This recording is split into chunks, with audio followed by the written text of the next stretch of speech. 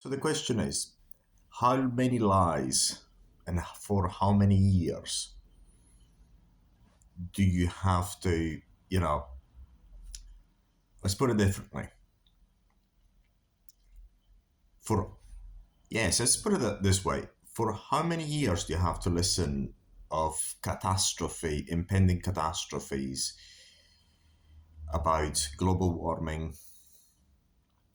ice caps melting, uh,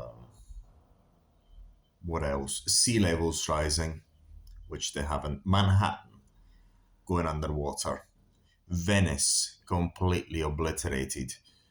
What else? Desertification, yes, and many other things. So I'm saying to you, look, I've been in this planet for 42 years since I was in primary school. I was indoctrinated that there is global warming. It's caused by CO2 and the ice caps.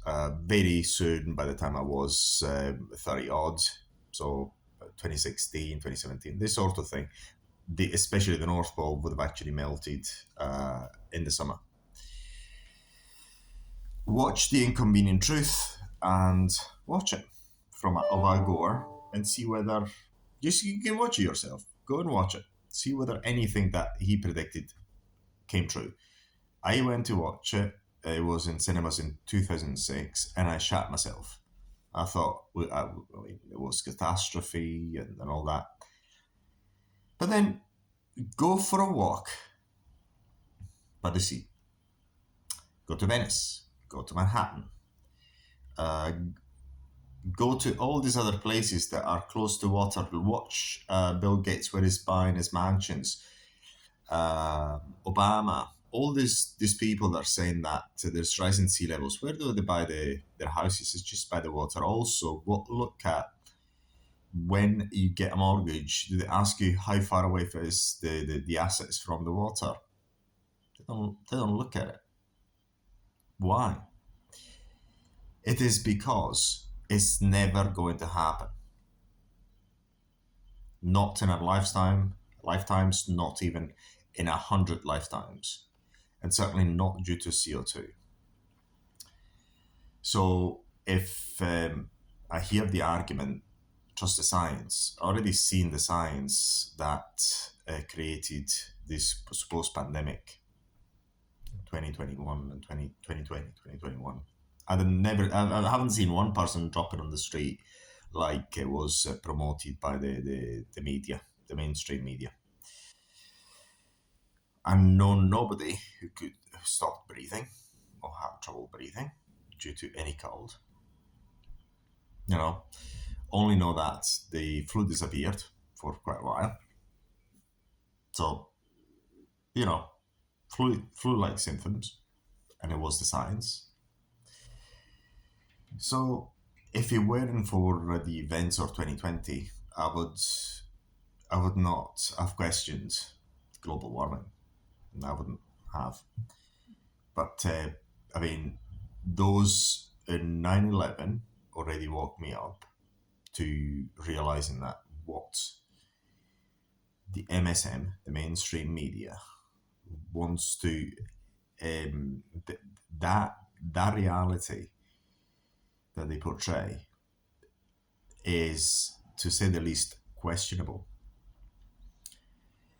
And yeah, it's just, and I realized that most of the things that the major institutions,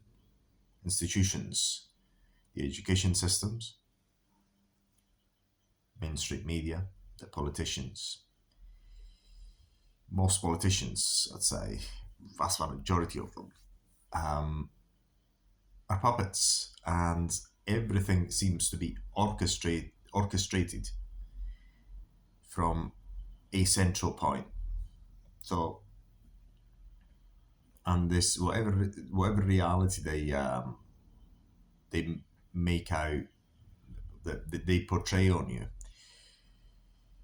is complete fabrication, very likely. and they mix reality with fiction to confuse people. So because of that, I've decided since 2020 never to consume any more mainstream media. I've shifted away from YouTube. And whenever they cry out conspiracy theory, I dig in a bit more. Whenever they cry out conspiracy theory or COVIDiots or anti-vaxxers, what else? What else do they say? Um, when they demonize people, but they don't argue with the message. So they attack the messenger, but they do not attack the message, but attack the messenger of certain uh, things that people say. There is a lot to dig in. So, and very likely those demonized are telling the truth, and then it's up to you to. Also, what I realized is that Google searches are completely rigged. YouTube is completely rigged.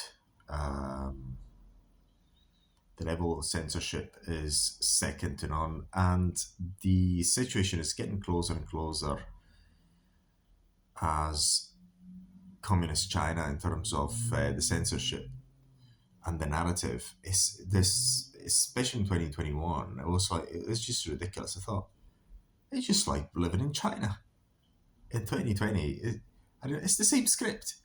They're running the same exact script they're running in China. The exact same thing.